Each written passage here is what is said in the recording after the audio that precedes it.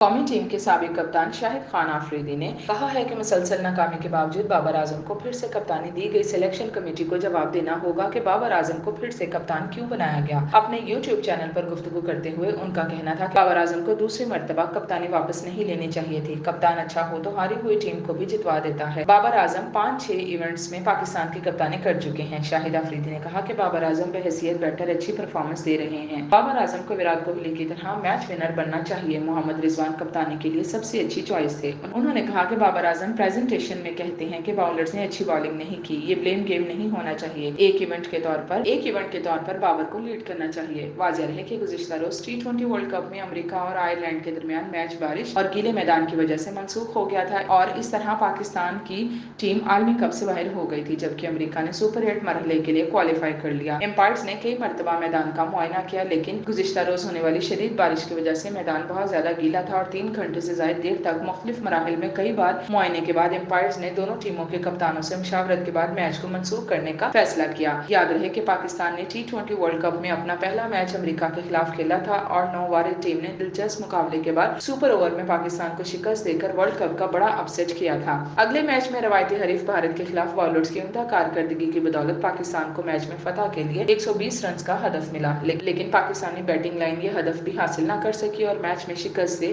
دوچار ہو گئی تھی۔